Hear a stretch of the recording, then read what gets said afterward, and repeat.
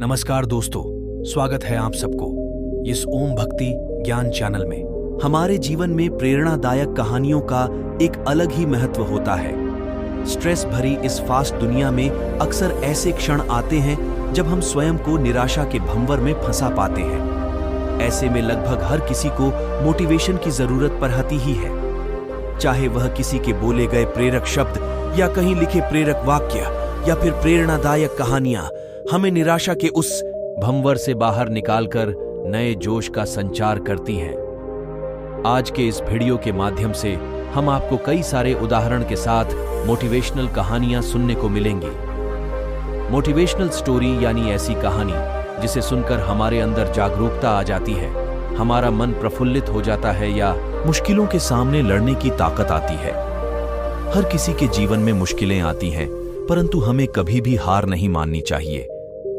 इसी प्रकार इस ब्लॉग में हम छात्रों के लिए प्रेरक कहानी हिंदी में बताएंगे, जिसे सुनकर आपके अंदर एक अलग प्रकार की जागरूकता आ जाएगी। ये कहानियां आपको सफल बना सकती हैं। पहली कहानी है आखिरी प्रयास। एक समय की बात है। एक राज्य में एक प्रतापी राजा राज करता था। एक दिन उसके दरबार में एक विदेशी आगंतुक आया और उसने राजा को एक सुंदर पत्थर उपहार में दिया। राजा वह पत्थर देख बहुत प्रसन्न हुआ। उसने उस पत्थर से भगवान विष्णु की प्रतिमा का निर्माण कर उसे राज्य के मंदिर में स्थापित करने का निर्णय लिया और प्रतिमा निर्माण का कार्य राज्य के महामंत्री को सौंप दिया। महामंत्री गांव के सर्वश्रेष्ठ मूर्तिकार के पास गया और उसे वह पत्थर देते हुए बोला, महाराज, मंदिर में भगवान विष्णु की प्रतिमा स्थापित करना चाहते हैं। 7 दिवस के भीतर इस पत्थर से भगवान विष्णु की प्रतिमा तैयार कर राजमहल पहुंचा देना। इसके लिए तुम्हें 50 स्वर्ण मुद्राएं दी जाएंगी। 50 स्वर्ण मुद्राओं की बात सुनकर मूर्तिकार खुश हो गया और महामंत्री के जाने के उपरांत प्रतिमा का निर्माण कार्य प्रारंभ करने के उद्देश्य से अपने औजार निकाल लिए। अपने औजारों में से उसने एक हथौड़ा लिया और पत्थर तोड़ने के लिए उस पर हथौड़े से वार करने लगा, किंतु पत्थर जस का तस रहा। मूर्तिकार ने हथौड़े के कई वार पत्थर पर किए, किंतु पत्थर नहीं टूटा।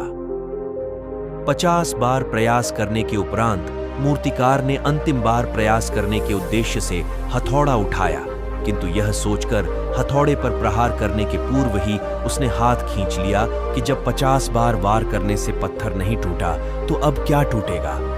वह पत्थर लेकर वापस महामंत्री के पास गया और उसे यह कह वापस कर आया कि इस पत्थर को तोड़ना नामुमकिन है, इसलिए इससे भगवान विष्णु की प्रतिमा नहीं बन सकती। महामंत्री को राजा का आदेश हर स्थिति में पूर्ण करना था, इसलिए उसने भगवान विष्णु की प्रतिमा निर्मित करने का कार्य गांव के एक साधारण से मूर्तिकार को सौंप दिया। पत्थर लेकर मूर्तिकार ने महामंत्री के सामने ही उस पर हथौड़े से प्रहार किया और वह पत्थर एक बार में ही टूट गया। पत्थर टूटने के बाद मूर्तिकार प्रतिमा बनाने में जुट गया। इधर महामंत्री सोचने लगा कि काश पहले मूर्तिकार ने एक अंतिम प्रयास और किया होता तो सफल हो गया होता और 50 स्वर्ण मुद्राओं का हकदार बनता। इस कहानी से हमें ये सीख मिलती है कि हम भी अपने जीवन में ऐसी परिस्थितियों से दो चार होते रहते हैं। कई बार किसी कार्य को करने के पूर्व या किसी समस्या के सामने आने पर उसका निराकरण करने के पूर्व ही हमारा आत्मविश्वास डगमगा जाता है और हम प्रयास किए बिना ही हार मान लेते हैं। कई बार हम 1-2 प्रयास में असफलता मिलने पर आगे प्रयास करना छोड़ देते हैं, जबकि हो सकता है कि कुछ प्रयास और करने पर कार्य पूर्ण हो जाता या समस्या का समाधान हो जाता। यदि जीवन में सफलता प्राप्त करनी है तो बार बार असफल होने पर भी तब तक प्रयास करना नहीं छोड़ना चाहिए जब तक सफलता नहीं मिल जाती। क्या पता जिस प्रयास को करने के पूर्व हम हाथ खींच लें वही हमारा अंतिम प्रयास हो और उसमें हमें कामयाबी प्राप्त हो जाए। दूसरी कहानी शिकंजी का स्वाद। एक प्रोफेसर क्लास ले रहे थे। क्लास के सभी छात्र बड़ी ही रुचि से उनके लेक्चर को सुन रहे थे। उनके पूछे गए सवालों के जवाब दे रहे थे, लेकिन उन छात्रों के बीच कक्षा में एक छात्र ऐसा भी था जो चुपचाप और गुमसुम बैठा हुआ था। प्रोफेसर ने पहले ही दिन उस छात्र को नोटिस कर लिया, लेकिन कुछ नहीं बोले। लेकिन जब 4-5 दिन तक ऐसा ही चला तो उन्होंने उस छात्र को क्लास के बाद अपने केबिन में बुलवाया और पूछा, तुम हर समय उदास रहते हो, क्लास में अकेले और चुपचाप बैठे रहते हो, लेक्चर पर भी ध्यान नहीं देते, क्या बात है, कुछ परेशानी है क्या? सर, वो छात्र कुछ हिचकिचाते हुए बोला, मेरे अतीत में कुछ ऐसा हुआ है जिसकी वजह से मैं परेशान रहता हूं, समझ नहीं आता क्या करूं। प्रोफेसर भले व्यक्ति थे, उन्होंने उस छात्र को शाम को अपने घर पर बुलवाया। शाम को जब छात्र प्रोफेसर के घर पहुंचा तो प्रोफेसर ने उसे अंदर बुलाकर बैठाया, फिर स्वयं किचन में चले गए और शिकंजी बनाने लगे। उन्होंने जानबूझकर शिकंजी में ज्यादा नमक डाल दिया। फिर किचन से बाहर आकर शिकंजी का गिलास छात्र को देकर कहा, ये लो, शिकंजी पियो। छात्र ने गिलास हाथ में लेकर जैसे ही एक घूंट लिया, अधिक नमक के स्वाद के कारण उसका मुंह अजीब सा बन गया। यह देख प्रोफेसर ने पूछा, क्या हुआ? शिकंजी पसंद नहीं आई? नहीं सर, ऐसी बात नहीं है, बस शिकंजी में नमक थोड़ा ज्यादा है। छात्र बोला, अरे अब तो ये बेकार हो गया, लाओ गिलास मुझे दो, मैं इसे फेंक देता हूँ। प्रोफेसर ने छात्र से गिलास लेने के लिए अपना हाथ बढ़ाया, लेकिन छात्र ने मना करते हुए कहा, नहीं सर, बस नमक ही तो ज्यादा है, थोड़ी चीनी और मिलाएंगे तो स्वाद ठीक हो जाएगा। यह बात सुन प्रोफेसर गंभीर हो गए और बोले, सही कहा तुमने, अब इसे समझ भी जाओ, ये शिकंजी तुम्हारी जिंदगी है, इसमें घुला अधिक नमक तुम्हारे अतीत के बुरे अनुभव हैं, जैसे नमक को शिकंजी से बाहर नहीं निकाल सकते, वैसे ही उन बुरे अनुभवों को भी जीवन से अलग नहीं कर सकते, वे बुरे अनुभव भी जीवन का हिस्सा ही हैं।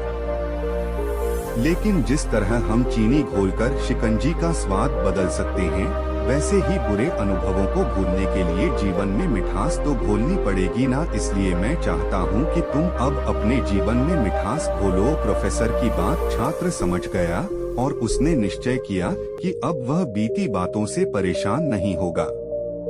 इस कहानी से हमें ये सीख मिलती है कि जीवन में अक्सर हम अतीत की बुरी यादों और अनुभवों को याद कर दुखी होते रहते हैं। इस तरह हम अपने वर्तमान पर ध्यान नहीं दे पाते और कहीं न कहीं अपना भविष्य बिगाड़ लेते हैं। जो हो चुका उसे सुधारा नहीं जा सकता, लेकिन कम से कम उसे भुलाया तो जा सकता है, और उन्हें भुलाने के लिए नई मीठी यादें हमें आज बनानी होंगी।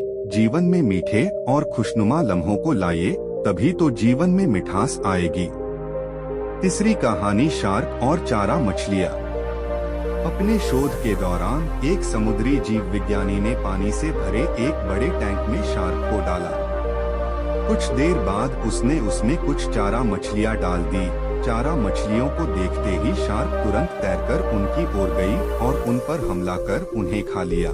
समुद्री जीव विज्ञानी ने कुछ और चारा मछलियाँ टैंक में डाली और वे भी तुरंत शार्क का आहार बन गयीं। अब समुद्री जीव विज्ञानी ने एक कांच का मजबूत पारदर्शी टुकड़ा उस टैंक के बीचों बीच डाल दिया। अब टैंक दो भागों में बंट चुका था। एक भाग में शार्क थी, दूसरे भाग में उसने कुछ चारा मछली डाल दी। विभाजक पारदर्शी कांच से शार्क चारा मछलियों को देख सकती थी। चारा मछलियों के देख शार्क फिर से उन पर हमला करने के लिए उस ओर तैरी, लेकिन कांच के विभाजक टुकड़े से टकरा कर रह गई।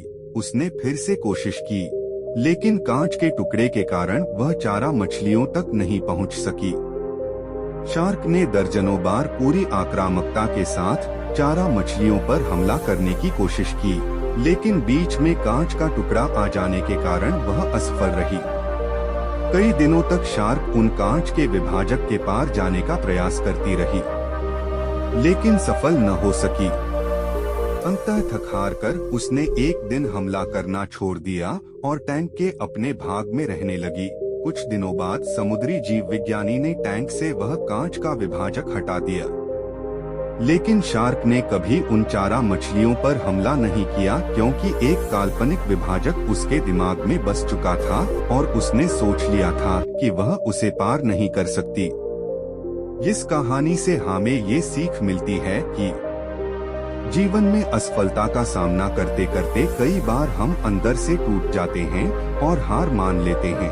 हम सोच लेते हैं कि अब चाहे कितनी भी कोशिश कर लें, सफलता हासिल करना नामुमकिन है, और उसके बाद हम कभी कोशिश ही नहीं करते, जबकि सफलता प्राप्ति के लिए अनवरत प्रयास आवश्यक है।